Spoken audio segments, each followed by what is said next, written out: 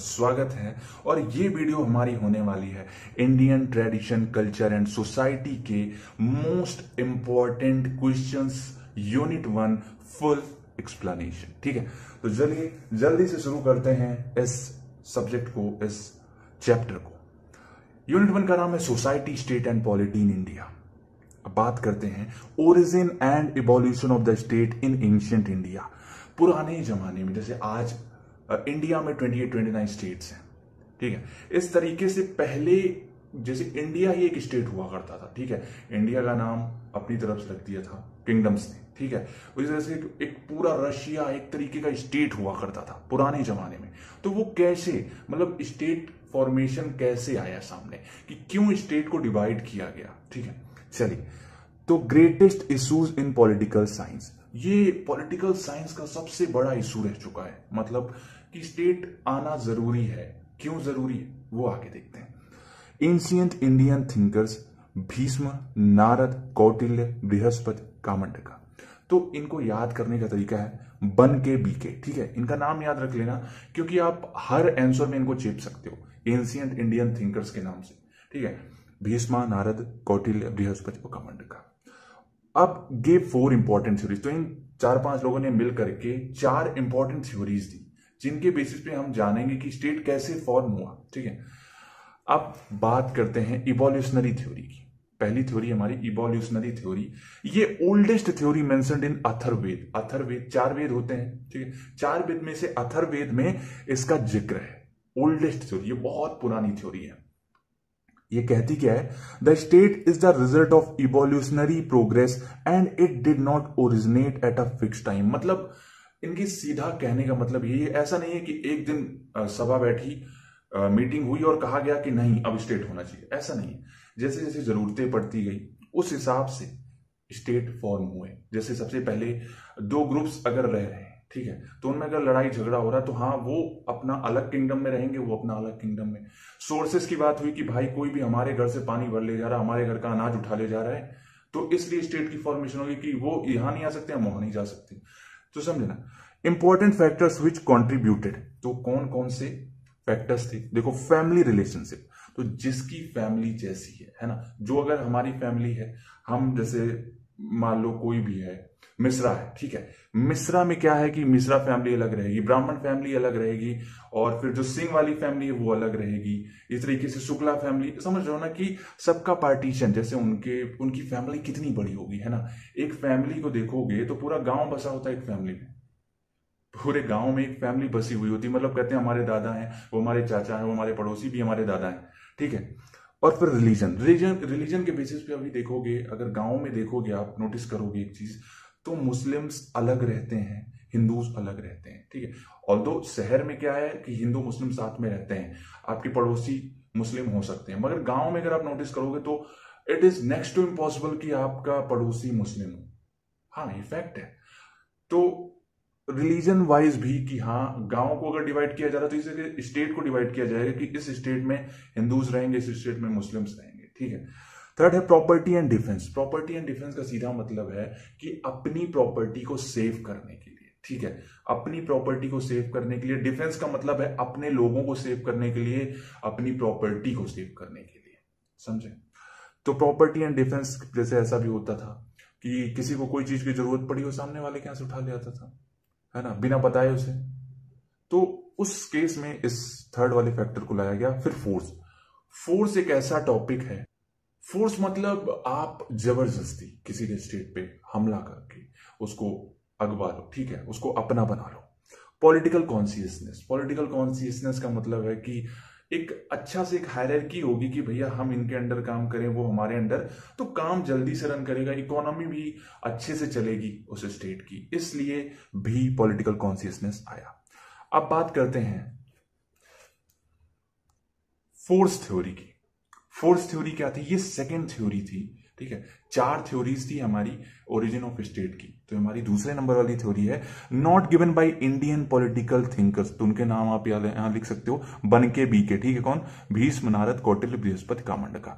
But force was considered important factor in evolution of state. Force का मतलब होता है कि जबरदस्ती, ठीक है। देखो अगले पॉइंट से क्लियर हो जाएगा। State is result and control of dominance over stronger over weaker, dominance of the stronger over weaker. तो जो मजबूत है वो गरीब को, जो कमजोर है उसको नुकसान पहुंचा के उसके ऊपर अपना जबरदस्ती का कब्जा करके स्टेट को जो टेक ओवर कर लें, वही फोर्स थ्योरी बताती है। फोर्स थ्योरी का मतलब है जो ताकतवर है वो गरीब से उसका हक छीन लेगा।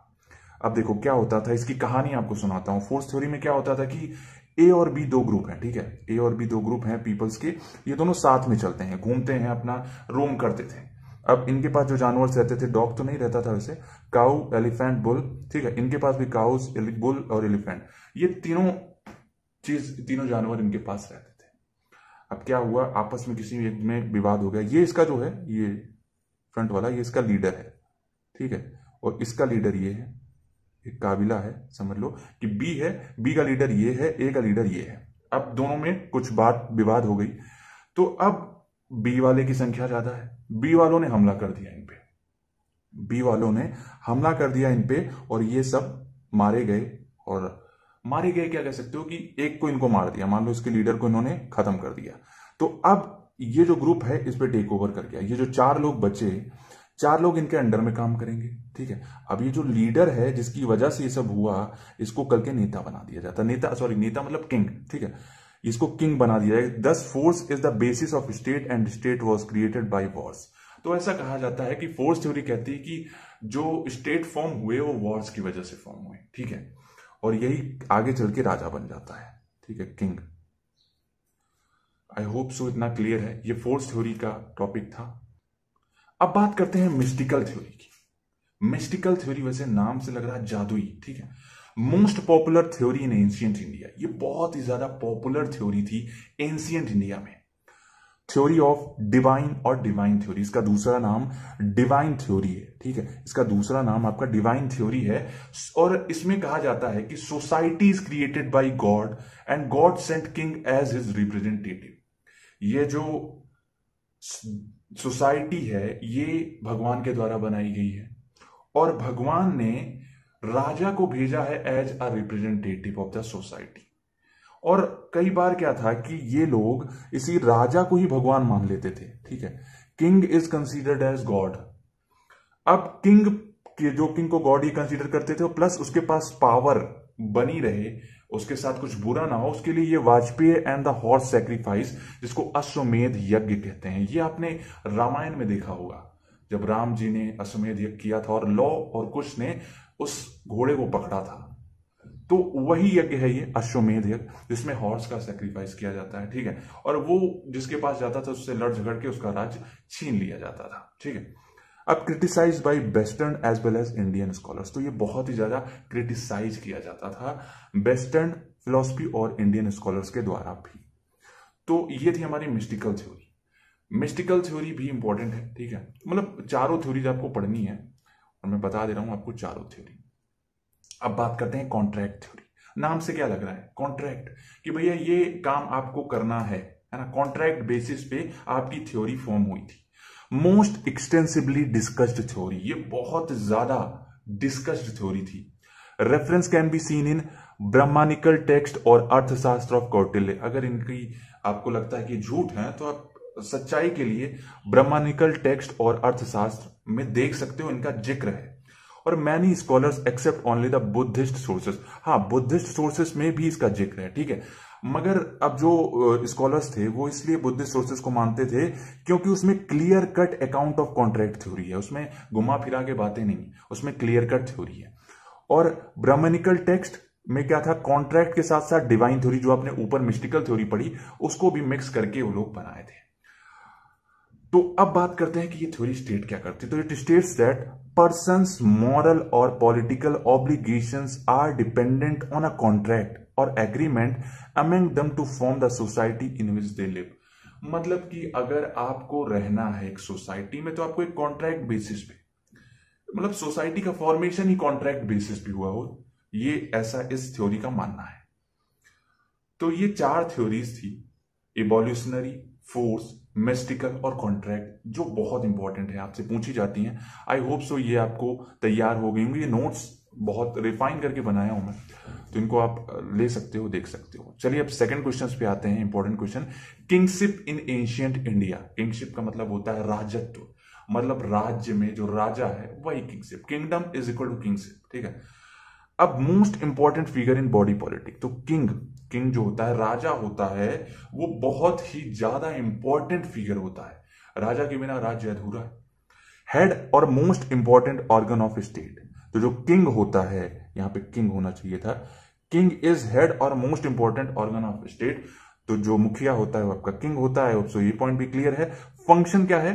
Protection of kingdom from external aggression. External aggression मतलब बाहर वाले राज्य वाले अगर वो हमला करते हैं तो हमें उनसे बचाने के लिए हमारा राजा सामने आएगा, स्ट्रेटेजी बनाएगा और फाइट करेगा।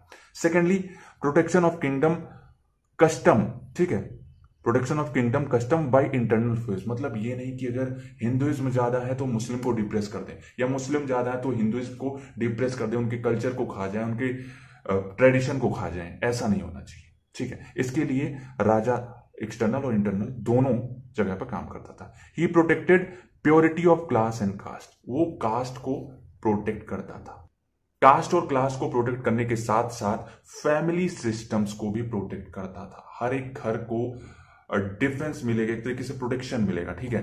Rich and poor, rich and poor को ऐसे आप कह सकते हो कि रिच जो है वो और गरीब ना हो, ठीक है। रिच को बचाता था ऐसे कि वो चोरी का शिकार ना हो, और पुअर को ऐसे बचाता था कि जो बड़े लोग हैं उस पर अत्याचार ना कर पाए, ठीक है। अब बात करते हैं, religion was protected by liberal grants to learn Brahmans and temples. तो जो रिलीजन थे वो पुराने टाइम में पंडित्स मतलब ब्राह्मण्स और मंदिर में प्रोटेक्ट किए जाते थे, ठीक है, जो बहुत ही ज्यादा पढ़े लिखे होते थे, बहुत ही ज्यादा उनको ज्ञान होता था। और जो छठवां पॉइंट है चक्रवर्ती, जो कि एक राजा का गोल होता था। मतलब एक राज जैसे होता नहीं कि मुझे पूरे, जैसे केजीएफ आपने देखी होगी, तो मुझे पूरी दुनिया पे राज करना है, तो उसी तरीके से एक राजा का भी गोल होता है कि मुझे पूरे टेरिटरी और इंडियन सब कॉन्टिनेंट पे राज करना है, ठीक है। तो वही चीज है चक्रवर्ती। तो हर एक राजा का गोल होता है चक्रवर्ती बनना। चलिए अब इतना था, आई होप सो इतना क्लियर हो गया होगा। अब आगे बढ़ते हैं काउंसिल ऑफ मिनिस्टर्स पे। तो काउंसिल ऑफ मिनिस्टर्स क्या है? Very vital organ of the body politic. तो बॉडी पॉलिटिक की ये भी बहुत ही ज्यादा वाइटल ऑर्गन है। मतलब अगर आप राजा हो तो आप हर एक फील्ड में तो उतने एक्सपर्ट नहीं हो सकते, उसके लिए आप मिनिस्टर्स रखोगे, जो मिनिस्टर्स एक एक फील्ड में एक्सपर्ट होंगे और वो आपको एडवाइस देंगे कि राजा जी ये करो, राजा जी वो करो, और आप वो करोगे, ठीक है। चलिए, मिनिस्टेरियल काउंसिल, इसमें चीफ एडमिनिस्ट्रेटिव अथॉरिटी आती है। King was suppose not to do anything without the consent of council. देखो, ऐसा सिर्फ कहा जाता है कि किंग को, ऐसा कहा जाता है कि उसको कुछ करने की इजाजत नहीं थी अनटिल एंड अनलेस जो मिनिस्टर्स हैं, काउंसिल ऑफ मिनिस्टर्स हैं, वो उसको बताएं कि ये सही है या नहीं, ये गलत है तो क्यों गलत है, ठीक है। मगर ऐसा कुछ था नहीं। राजा कई बार डिसीजंस लेते थे और वो गलत डिसीजंस लेते थे अपने ईगो में आके, अपने एटीट्यूड में, और फिर उसका रिजल्ट उनको देखने को मिलता था। तो इसलिए council of ministers, king was suppose not to do anything without the consent of council. Okay, who could be council of ministers? तो कौन काउंसिल ऑफ मिनिस्टर्स होते हैं? अब काउंसिल ऑफ मिनिस्टर्स कोई भी अहरा गहरा नत्थु खैरा नहीं हो सकता, ठीक है। काउंसिल ऑफ मिनिस्टर्स बनने के लिए आपको wisdom, purity of purpose, bravery and loyalty, और बहुत ज्यादा दिमाग, उसके साथ बहुत ज्यादा नॉलेज चाहिए, ठीक है। तो आप काउंसिल ऑफ मिनिस्टर्स बनोगे, यही एक इसका क्राइटेरिया है। साइज कितना रहता है? तो 7 से लेकर के 37 लोग काउंसिल ऑफ मिनिस्टर्स में आते थे, जो कि अलग अलग फील्ड में एक्सपर्ट होते थे। Body was divided into 2 parts. तो ये जो काउंसिल ऑफ मिनिस्टर्स थी, ये 2 पार्ट में डिवाइडेड थी। पहला था कि मंत्रिणा और दूसरा था मंत्री परिषद। तो मंत्रिणा में क्या था? Smaller body core organisation. इसमें 4-5 काउंसिल ऑफ मिनिस्टर्स रहते थे जो कोर रहते थे, ठीक है। उनको कोर ऑर्गेनाइजेशन का मिनिस्टर कहा जाता है, ठीक है। फ्यू इंपॉर्टेंट मिनिस्टर्स, तो पुरोहित, सेनापति और युवराज, तो ये सारे आपके इंपॉर्टेंट मिनिस्टर्स थे। और मंत्री परिषद में बात करें तो ये लार्ज बॉडी थी, ठीक है। मॉडर्न काउंसिल ऑफ मिनिस्टर, और इसमें सारे मिनिस्टर्स आते थे, इवन ये सब भी इसमें काउंट कर लिए जाते थे, ठीक है। अब ड्यूरिंग मौर्यन पीरियड पर्पज क्या था इनका? Advise the king not to govern but it was no mere rubber stamping body. मतलब देखो, ऑल्दो किंग को एडवाइस करना था, मगर गवर्न नहीं करना था कि अब जैसे कहा कि राजा जी आप यहाँ पे युद्ध नहीं करना है आपको, और राजा ने कहा नहीं मैं करूंगा, और राजा ने किया। ठीक है, ऐसा नहीं कि इनको ये एडवाइस करें और गवर्न भी इनकी बात मानी ही जाए, ऐसा भी नहीं था। मगर ऐसा भी नहीं था कि बस ये एक रबर स्टैम्प थे, ये डिसीजंस भी लेते थे, कई बड़े बड़े डिसीजंस। कब?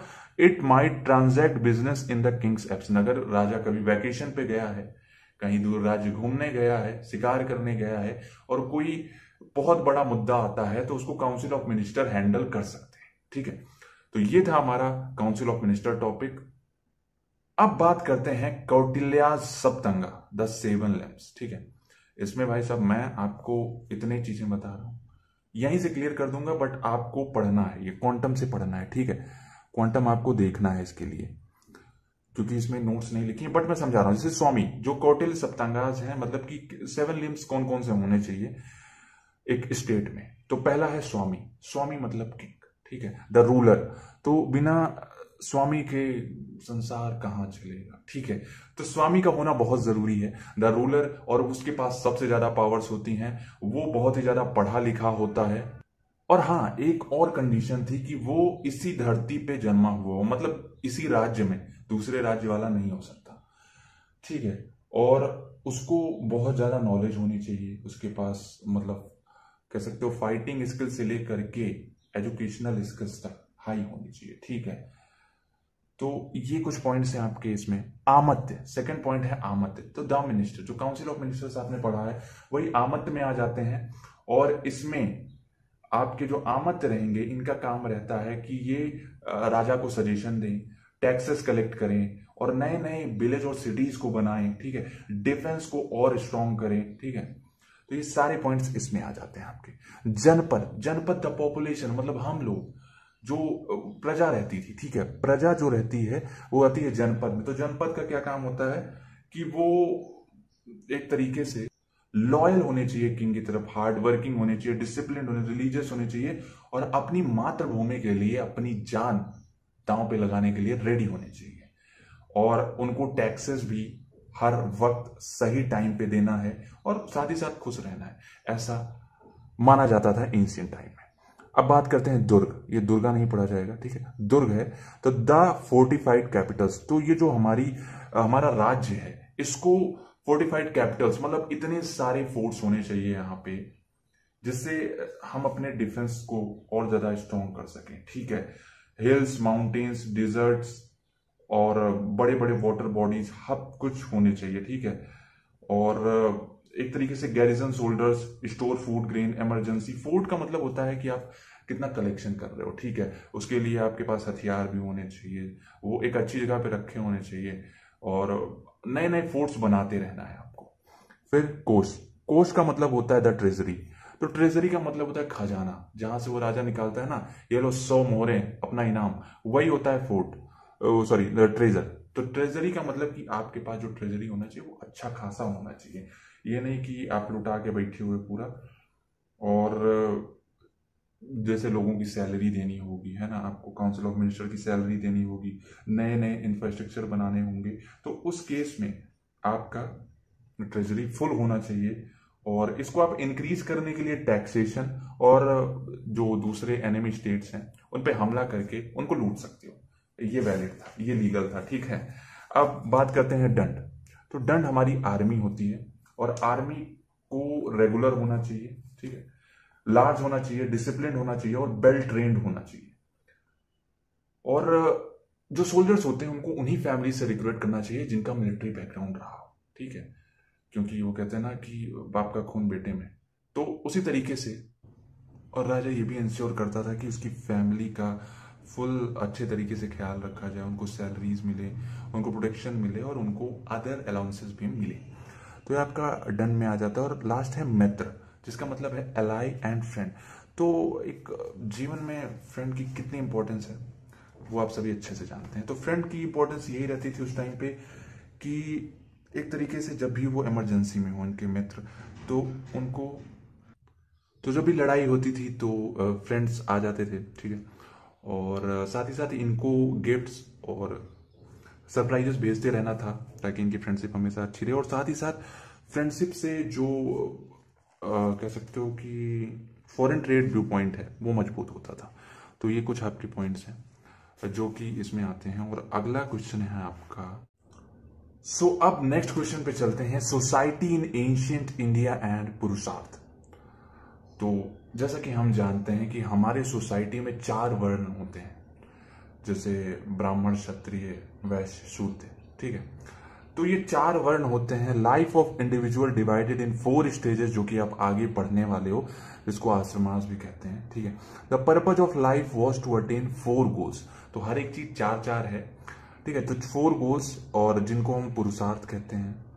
तो कॉन्सेप्ट ऑफ पुरुषार्थ क्या था? Fundamental principle of Indian social ethics, ये कॉन्सेप्ट था। मीनिंग क्या था? अटेनमेंट और लाइफ पर्पजेस, ठीक है।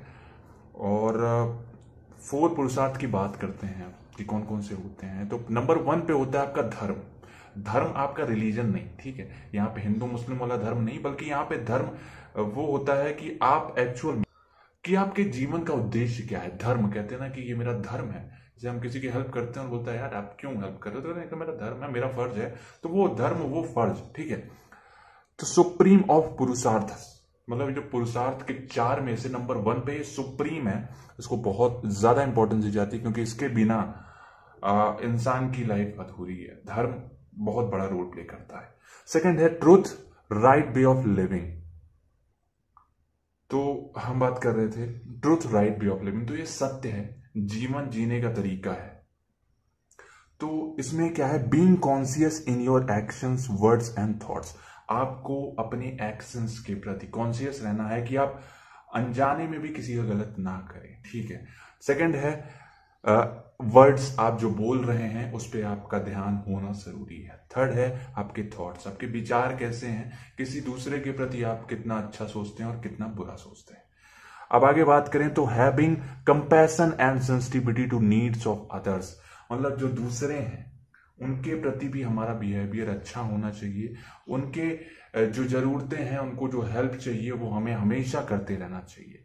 Being awake to the existence of divine within you, अपने अंदर अपने प्रति कॉन्शियस रहना, अपनी लाइफ स्टाइल को हमेशा देखते रहना और कैसे उसको इंप्रूव कर सकते हैं। दिस इज धर्म, ठीक है। अब बात करते हैं सेकंड, जो कि पुरुषार्थ आपका, जो कि है अर्थ। अर्थ का मतलब है रिफर्स टू वर्ल्डली प्रॉस्पेरिटी और वेल्थ, ठीक है। तो ये आपके प्रॉस्पेरिटी, आपके पास धन क्या है, आपकी जरूरतें क्या हैं और आपके पास है कितना। अर्थ मतलब प्रॉस्पेरिटी और वेल्थ। थर्ड क्या है? Basis of human requirements and that social wellbeings depends ultimately upon material prosperity. देखो, धर्म होना जरूरी है। अगर आपके पास धर्म है तो डेफिनेटली आपको अर्थ मिलेगा, ठीक है। अर्थ फिर आप कहां से कैसे लाते हो, आपके ऊपर डिपेंड करता है। और अर्थ के बिना आपकी लाइफ इनकम्प्लीट रहेगी, क्योंकि अगर आपके पास पैसे नहीं होंगे तो जिंदगी उतनी खुशहाल नहीं होने वाली है। इसलिए पैसे कमाना होना चाहिए, ठीक है, गोल। सेकेंडली क्या है? Indian thinkers had recognised the pursuit of wealth as a legitimate human aspiration. तो ह्यूमन की एस्पिरेशन यही है ना कि इंसान को अपनी जिंदगी में कुछ ना कुछ चाहिए होता है। फिर वो मटेरियल थिंग ज्यादा होती है ना। एक तो धर्म के लेवल पे आप कितने कॉन्शियस हो, उसके बाद मटेरियल थिंग में आपको क्या चाहिए, उस बेसिस पे आप क्या कर रहे हो। तो ये लेजिटिमेट नीड है जो कि मानी जाती है इंडियन थिंकर्स के द्वारा, और सही भी है। But earth must be acquired by right means. Exactly, ये नहीं कि आपको जो चाहिए आप चोरी कर रहे हो, आप डकैती कर रहे हो, ये चीज नहीं होना चाहिए। सही तरीकों से आपको पैसे कमाने हैं, वेल्थ बनानी है, प्रॉस्पेरिटी बनानी है, ठीक है। थर्ड है काम। काम जिसे कहते हैं वर्ल्डली प्लेजर्स और सेंसुअल प्लेजर्स। तो यार काम का सीधा मतलब होता है सेक्सुअल, ठीक है, सेक्सुअल प्लेजर्स। मगर ये अभी आप समझो, आपने काम सूत्रा सुना होगा, बहुत सारे काम, ठीक है। तो काम का मतलब वही नहीं होता है, और भी कुछ होता है, वो आगे हम देखते हैं। वर्ल्डली प्लेजर्स और सेंसुअल प्लेजर्स और इनेट desires and urges in human beings, जो इंसान के अंदर फीलिंग होती है हैप्पीनेस की, है ना, जो सैडनेस की फीलिंग होती है, वो सारी काम में आ जाती हैं। In narrow sense kama means sexual pleasures. एक छोटी सोच के लिए या एक छोटे पर्सपेक्टिव से देखोगे तो आपको सिर्फ सेक्सुअल प्लेजर्स ही दिखाई देगा, मगर एक वाइडर सेंस से जब आप देखोगे तो it involve sexual, emotional, aesthetic life all together. ठीक है, इमोशनल और एस्थेटिक भी इसके साथ जुड़ा हुआ मिलेगा। चलिए अब बात करते हैं मोक्ष की। तो मोक्ष मतलब दुनिया से, दुनिया के मोह माया से परे, वही स्टेज आपकी मोक्ष कहलाती है। अल्टीमेट पुरुषार्थ, ये लास्ट पुरुषार्थ और अल्टीमेट पुरुषार्थ भी कहा जाता है। Salvation from the cycle of birth and death, मतलब आप डेथ और बर्थ के साइकिल से मुक्त हो जाओ। ठीक है, कहते हैं ना कि इंसान 14 करोड़ या 14 लाख योनियों में जन्म लेता है, तो उसी चीज को यहाँ पे बताया गया कि इससे आप फ्री हो जाओ, और जब फ्री हो जाओगे तो मजा आएगा। आपने जो कहानी सुनी होगी, आपकी मम्मी ने सुनाई होगी आपके बचपन को, कि जब हम मर जाते हैं तो हमको कढ़ाई में, अगर हम बुरे काम करते हैं तो तेल में हमको तला जाता है, फिर हमारे पार्ट्स कट किए जाते हैं, उंगली कट की जाती है, तो उन सब से मुक्त होना। वैसे उस कहानी झूठ थी। ठीक है, चलिए अब बात करते हैं ओवरकमिंग इग्नोरेंस एंड डिजायर्स। तो देखो, मोक्ष का मतलब यही नहीं कि आप मरने के बाद ही मिलेगा, आपको पहले भी मिल सकता है। कैसे? Overcoming ignorance and desires. जो आपकी इच्छाएं हैं, इच्छाएं नश्वर होती हैं, ये कभी खत्म नहीं होने वाली हैं, और इनसे मुक्त हो जाना ही बहुत बढ़िया चीज होती है। मगर ये सारे ज्ञान अभी मत अप्लाई करना, एक स्टेज आएगी वहां पे अप्लाई करना, क्योंकि अभी आपको मोक्ष प्राप्त करने की कोई जरूरत नहीं। ठीक है, समन बोनम ऑफ ह्यूमन एग्जिस्टेंस। तो समन बोनम का मतलब होता है कि जो एक्सट्रीम गुड होता है, जो अच्छाई होती है, उसकी टॉप मोस्ट लेयर, जिससे और अच्छाइयां डिप्राइव्ड होती हैं, उसको पाना। ठीक है, तो कह सकते हो मोक्ष मतलब फ्रीडम। ठीक है, that is what here it is taught. चलिए अब बात करते हैं छठवां पॉइंट, जो कि वर्णाश्रम है। वर्णाश्रम क्या होता है? वर्णाश्रम सिस्टम ऑफ एंशिएंट इंडिया। तो हमारे वर्ण, जो कि हमने पहले भी बात किया था कि 4 वर्ण होते हैं, तो 4 वर्ण में कौन कौन से होते हैं और उनका काम क्या होता है, हम ये सब जानेंगे। आज के जमाने में भी ये एप्लीकेबल हैं और चल भी रहे हैं, जो कि उतने कुछ खास नहीं है। ठीक है, चलिए स्टार्ट करते हैं।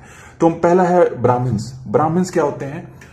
ये टॉप ऑफ वर्ण हायरार्की, ये एकदम टॉप पे होते हैं, और इनको डिवाइन एग्जिस्टेंस कहा जाता है, कि भगवान के रूप होते हैं, और भगवान के प्रति इनको देखा जाता है कि ये मंदिर वगैरह संभालते हैं। ठीक है, एग्जेम्प्ट फ्रॉम टॉर्चर, एग्जीक्यूशन और कॉर्पोरल पनिशमेंट। तो ये पुराने जमाने की बात की जा रही है कि उस टाइम पे इनको टॉर्चर से, एग्जीक्यूशन से, कॉर्पोरल पनिशमेंट से दूर रखा जाता था, इनसे टैक्सेस नहीं लिए जाते थे, इनकी जिंदगी बिंदास होती थी।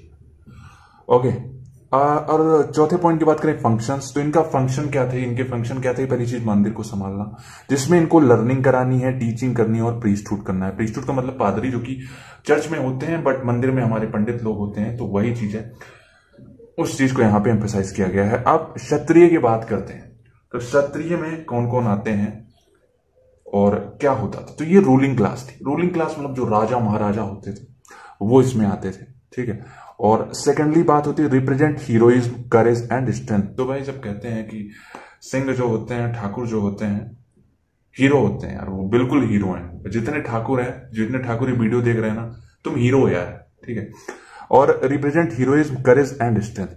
तो ये बहुत ही बहादुर होते हैं, क्षत्रिय का खून। चलिए, हीरोइज्म और courage and strength.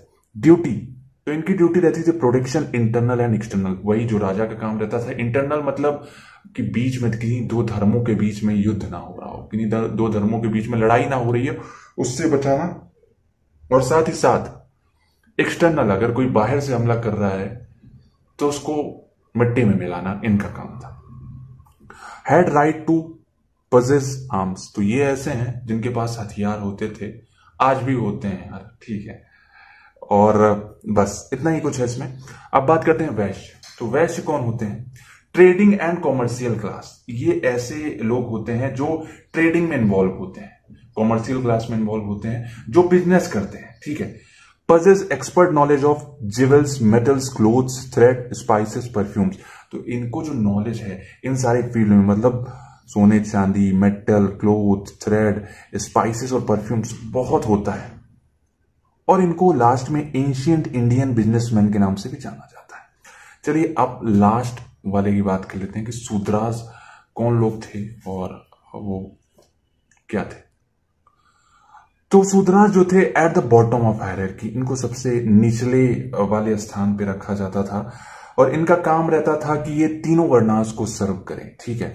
Deprived from various rights, और जितने टॉर्चर होते थे और जितने एग्जीक्यूशंस होते थे, कॉर्पोरल पनिशमेंट होती थी, टैक्सेस लेना सबसे ज्यादा इन्हीं के साथ होता था, इनको सबसे ज्यादा पनिशमेंट मिलती थी। ये कुछ चीजें थी जो पास्ट में थी।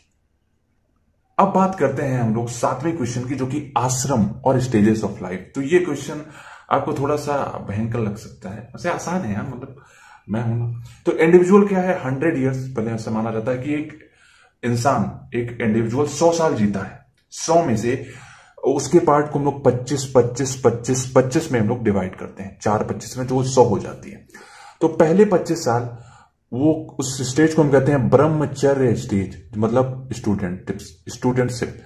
तो पहली स्टेज हम लोग इसको स्टूडेंटशिप कहते हैं, जब आप एक स्टूडेंट रहते हैं, मतलब 1 साल से लेकर के 25 साल तक आप एक विद्यार्थी हैं, ठीक है। उसके बाद अगर है तो आप यहाँ गृहस्थ आश्रम में आ गए हैं। अगर आप लोग हो गए हैं 25 के तो शादी कर लीजिए, मेरा सजेशन यही है, ठीक है। चलिए अब बात करते हैं। तो पहली स्टेज आपकी ब्रह्मचर्यशिप हो गई और ब्रह्मचर्य हो गई और स्टूडेंटशिप, और acquiring knowledge, developing discipline, moulding character. तो इसमें आपको नॉलेज लेना है, साथ ही साथ डिसिप्लिन डेवलप करना है और उसके बाद अपने कैरेक्टर को मोल्ड करना है, ठीक है। ये सारी चीजें आती हैं। और तीसरा है स्टार्ट्स विद सेरेमनी कॉल्ड उपन्यनामा, ठीक है। ये एक सेरेमनी से स्टार्ट होती है, उपन्यनामा।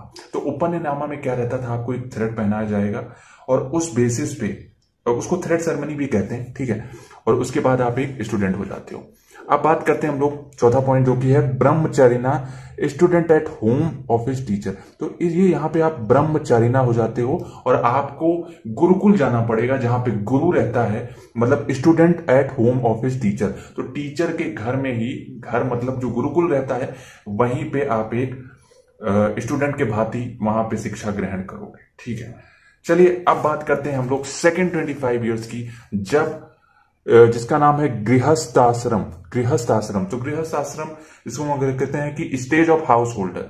स्टेज ऑफ हाउस होल्डर, यहां पे ये शुरू होता है, starts at marriage, ready to take duties and responsibility. जब आप 25 साल के हो जाते हो तब आपकी शादी की उम्र हो जाती है और आप एक घर संभालने के काबिल हो जाते हो। साथ ही साथ ये ऐसा टाइम है जहां पे आप पैसे कमाने लगते हो, ठीक है। ये नहीं कि अभी पैसे नहीं कमा रहे और शादी के लिए पहुंच जाओ, ऐसा भी नहीं। तो gets marriage, earns money, begets children, ठीक है। बच्चों को भी पालना है आपको इसी में।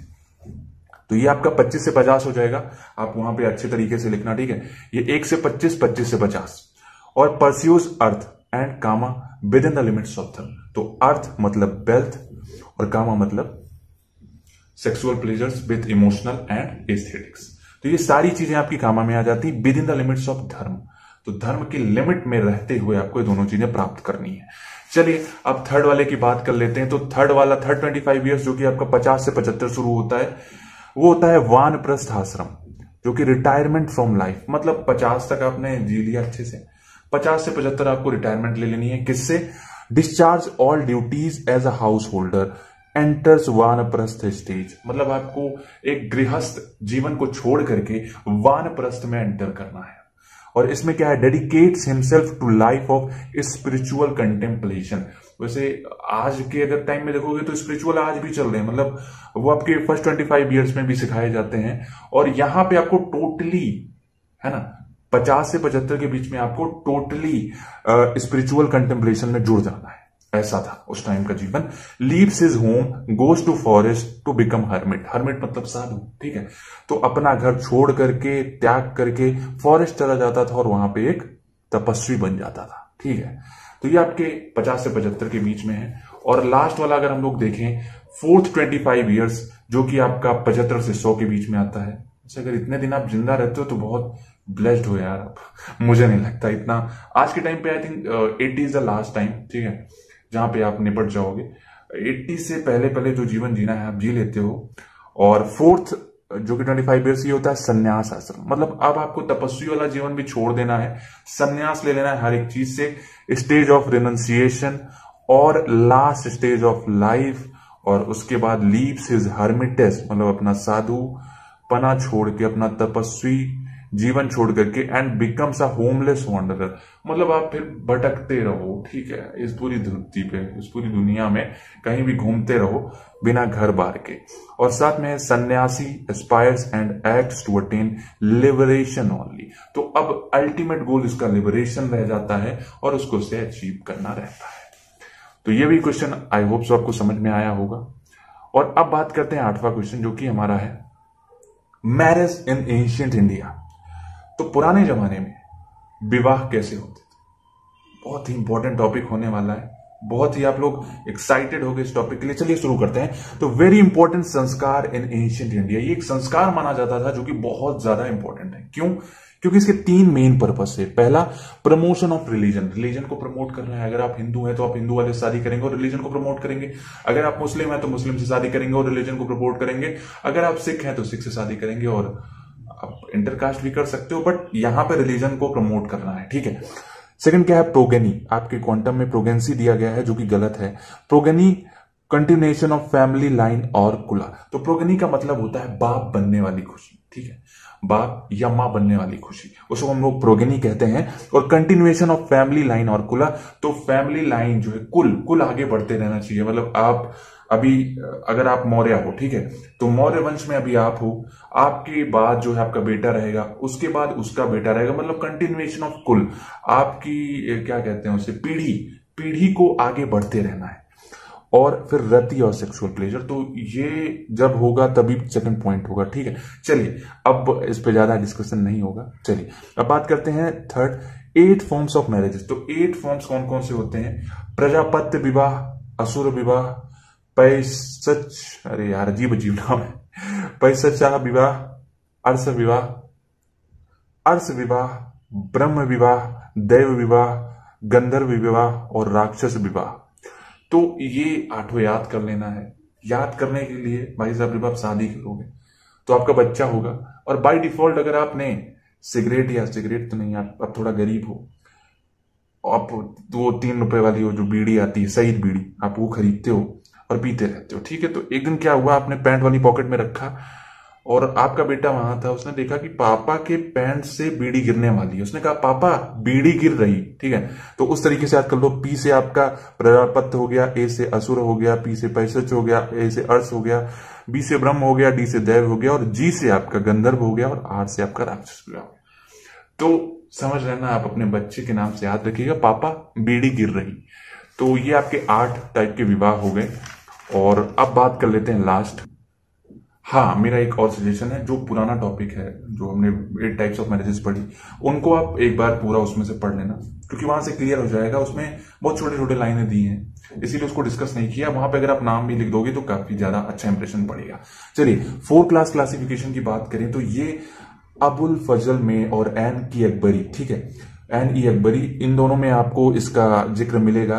डिवाइडेड इनटू फॉलोइंग 4 क्लासेस, इसमें वेरियर्स आते हैं जो कि नेचर ऑफ फायर को रिप्रेजेंट करते हैं। दूसरे नंबर पे आर्टिफिशियर्स एंड मर्चेंट्स आते हैं जो कि एयर के नेचर को रिप्रेजेंट करते हैं। थर्ड पे आते हैं द लर्न्ड, रिजेंबल वाटर, और फोर्थ पे आते हैं हस्बैंडमैन एंड लेबरर्स जो कि कंपेयर टू इट। तो ये भी क्वेश्चन आप क्वांटम से पढ़ लेना, इसका क्लासिफिकेशन ज्यादा इंपॉर्टेंट है, ठीक है।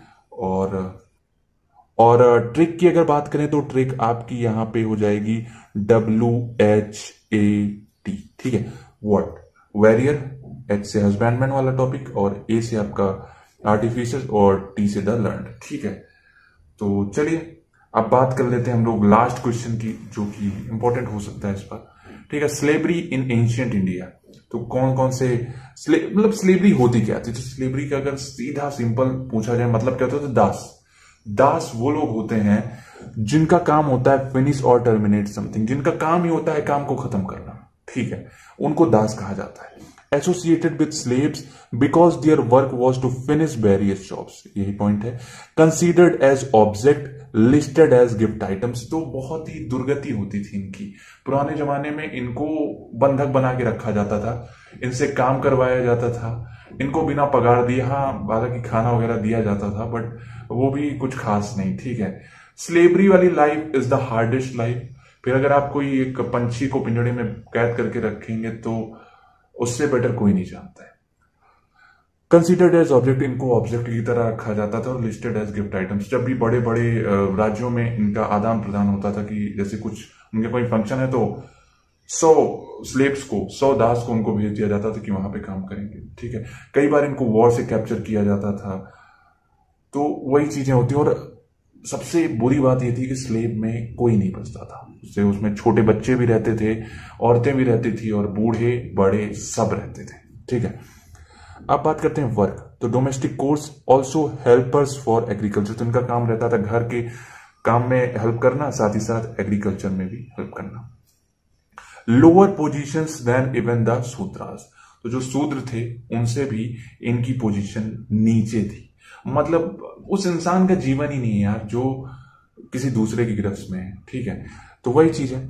अब बात करते हैं मौर्यन एम्पायर के टाइम की। तो यहाँ पे well establish and accepted institution था, मतलब लीगल था। मौर्यन एम्पायर में बहुत ज्यादा लीगल था। अप्रोक्सीमेटली 8 और 9 कैटेगरीज ऑफ स्लेव्स थी। कैटेगरीज बनी थी स्लेव्स में कि ये काम करेंगे, ये वाले काम करते हैं, ठीक है। और उसके बाद debts continued to remain one of the reasons behind slavery. तो एक बहुत बड़ा रीजन जो कि स्लेवरी का रहा है वो रहा है डेब्ट, कि ये लोग कर्जा लेते थे, चुका नहीं पाते थे और इनको बंधक बन के रहना पड़ता था, ठीक है। Slaves were not exploited and had a chance of release from slavery. तो ये एक प्लस पॉइंट था कि स्लेव्स को ज्यादा नुकसान नहीं पहुंचाया जाता था, उनको ज्यादा उनके साथ अत्याचार नहीं होता था। ऑल्दो ये सब कहने की बातें हैं, बट उनके पास एक चांस भी रहता था कि वो स्लेवरी से रिलीज हो जाए, ठीक है। तो बस इतने ही इंपॉर्टेंट टॉपिक्स थे इस यूनिट